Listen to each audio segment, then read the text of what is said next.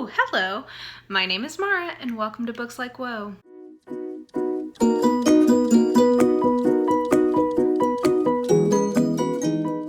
So this week we have Dead Man's Folly up on the docket for Project Poirot. If you have never watched one of these videos before, I am reading all of the Poirot novels in roughly chronological order.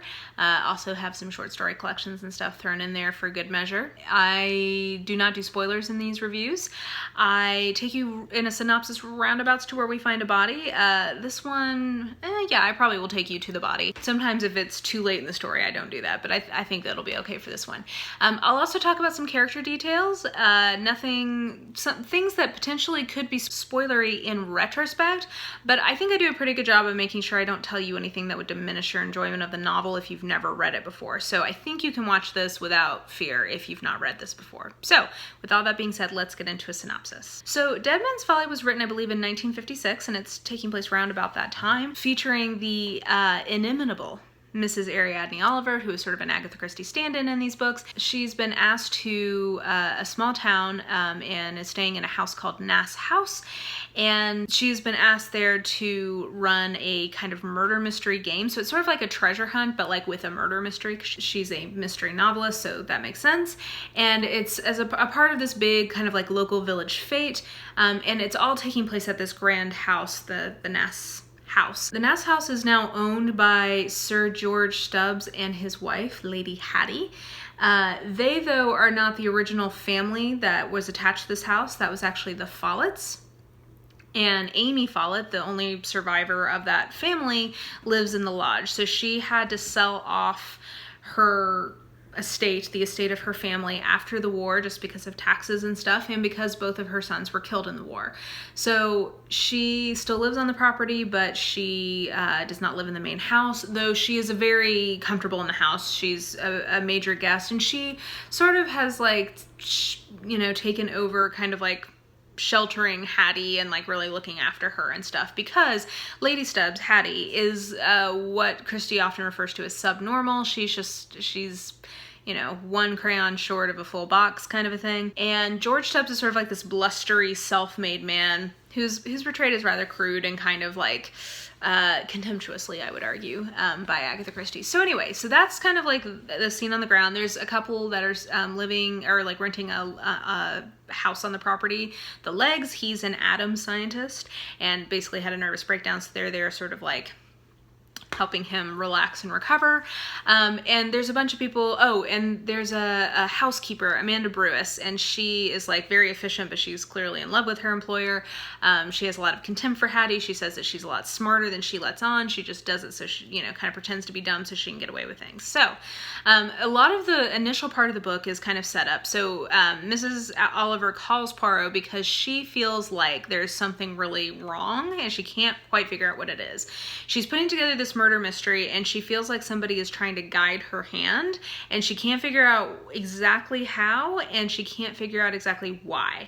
So Poirot kind of arrives on the scene and is like living with them in the house and sort of observing everyone. There's a lot of coming and going as they're setting up this fate. I should also mention that there's a nearby youth hostel that foreign students stay in frequently, like cheaply, as they're traveling across England. So like Sir George is always like chasing them off. They're always like getting hitchhiked rides up around the property because they want to cut across his land to get to the beach, and he doesn't want them to do that. So that's also happening. So there's a lot of kind of like strangers around. Also, right before the fate happens, they receive a letter from Etienne de Souza, who is a cousin of Hattie, and she becomes really frightened basically and says that he's a bad man, and she won't explain what she means by that, but she refuses to come down. She like is trying to avoid him.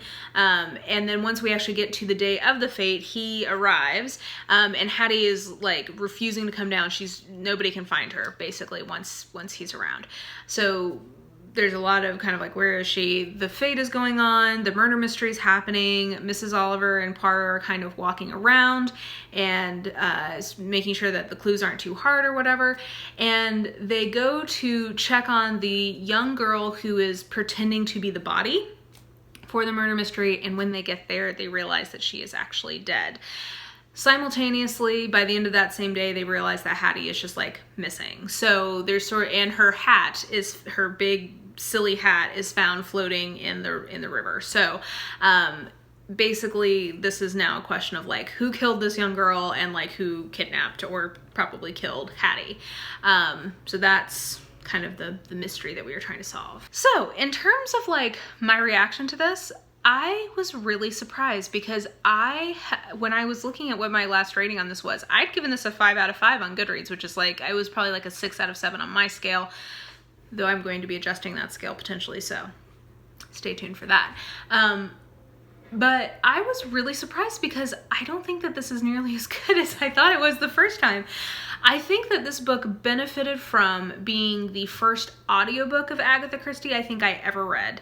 And if you've never experienced Agatha Christie as audio, like, do yourself a favor. It is perfect for a road trip. Oh my gosh, like, they're just the perfect thing to read when you're driving, because like they're engaging enough, they keep you entertained, but they're not too super deep or anything you have to like get super deep on when you're trying to focus on driving. So like they're great for that. And I think this was one of the very first ones anyway that I ever listened to on audio.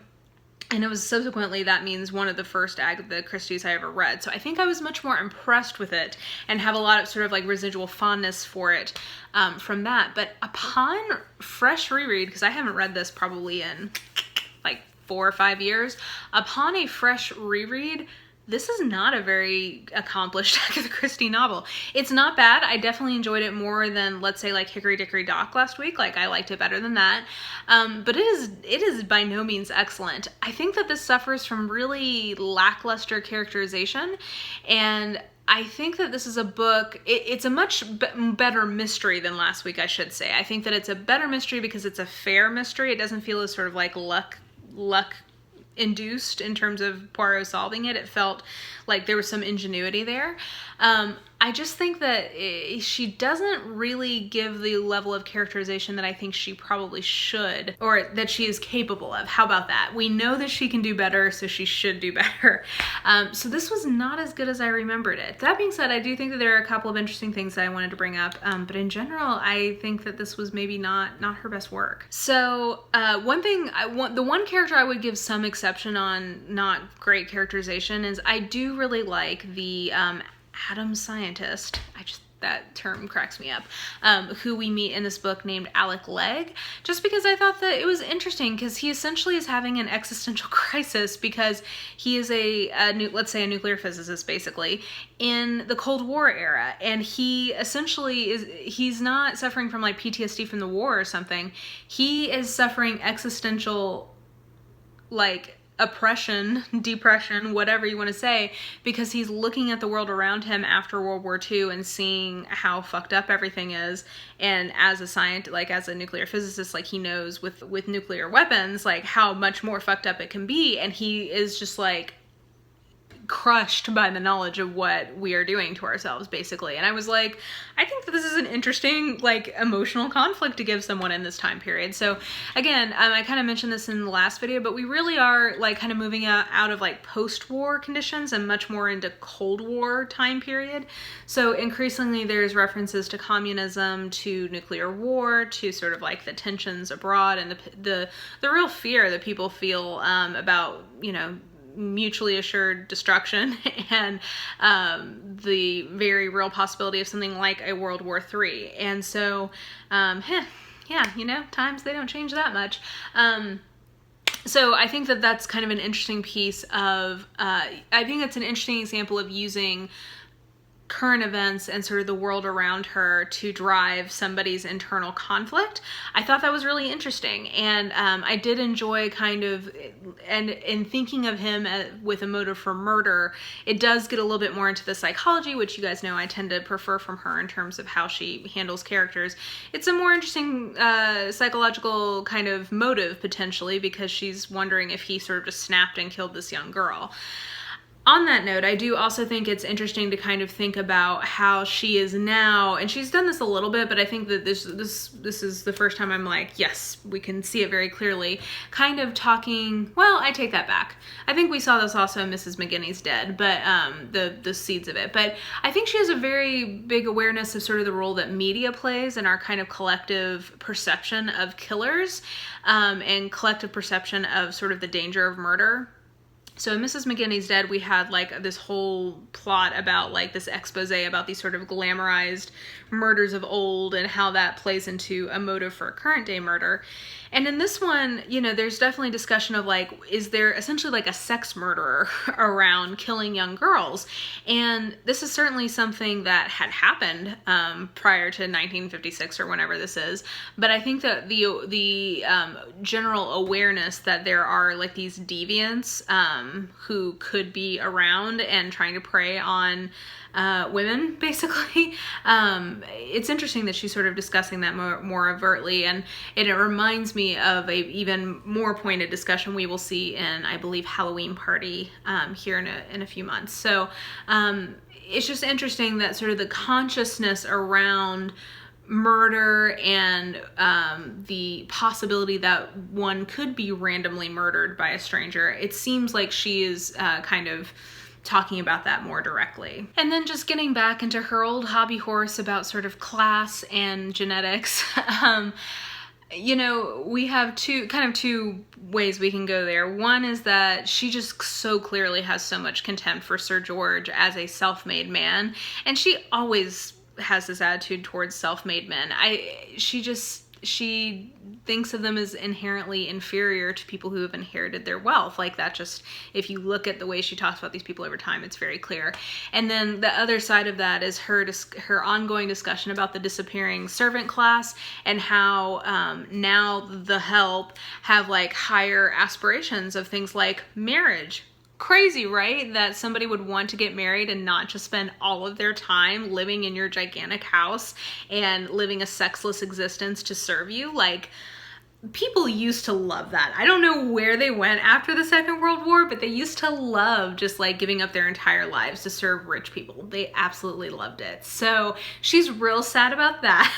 I'm sorry, I'm being a little petty with her, but she just like, it's so clear that she basically thinks that class is associated with your genes and like that is destiny. Like she's got a real blind spot there and some real snobbery happening. This one isn't as egregious as some of the others, but it's just like some of the little comments and asides she makes in this, I'm just like, girl, seriously? Like how? And I think she really does believe this, and I see quotes quite often from her autobiography, which by the time you guys see this, I will be reviewing that next week, and I'm really excited to read it, because I always see these little quotes from her about how apparently in this autobiography she literally talks about how servants used to be so excited about being servants, and like, whew, girl, buy a vowel, because you are not putting this hangman together, I don't think. She goes off on several little sides, and I was just in a mindset to notice it, and so I thought I would bring that up here as well. But yeah, I just think that in terms of kind of wrapping things up, this is not a great Christie. It is one that I like better than some of the other ones we've read recently. I would probably put it solidly somewhere in the middle of my list. I do think that it's quite satisfying, the resolution, because like I said, I think it's a very fair mystery. Oh, one thing I should mention. So somebody in my book podcast recommendation video mentioned this podcast called All About Agatha to me, and I was like, girl, how have I not been listening to this? And I definitely recommend it. If you enjoyed this series and you like Agatha Christie, it's a really fun podcast. They're reading all of her stuff in chronological order, like the Tommy and Tuppence, Marple, Parker, like the whole schmagaggy. They're reading all of it in order and going very slowly. So I think that they're on like Dumb Witness-ish right now. But anyway, very entertaining podcast. I don't agree with them on everything, and they definitely take more of sort of like a literary criticism approach to how they're talking about the books, but it's definitely super interesting. So you should check that out if you like this series. But one thing that they bring up, and I was like, oh, that's really helpful language. They talk about plot ingenuity versus plot plausibility. And their consistent critique of Agatha Christie, and I think it's a fair one often, is that she sacrifices plot plausibility in favor of plot ingenuity. And I would say that this is definitely a case of that. I thought that the solution was very interesting and definitely felt very clever, but didn't feel very plausible, and so it does undercut your enjoyment somewhat when that happens. So anyway, all that to say, I'm gonna leave this one kind of in the middle, and I'm a little sad because I just didn't like it as much as I remembered liking it. I do think it just benefited from being one of the first ones I read from her, so that's probably part of it. But anyway, that's my thoughts on Dead Man's Folly. It does work nicely as audio, by the way, if you're looking for some Agatha Christie audio. So I think that wraps up another installment of Project Poirot. Like I mentioned, I will be doing her autobiography next week. That is a buddy read with Dane Reeds. So look for my review on that as a part of Project Poirot next week. But anyway, if you enjoyed this video, please like, subscribe, follow me on the social medias if you are so inclined. I have all that information listed in the description box below. And I think that will do it. I hope you guys are having a really great day, and I will talk to you soon. Bye!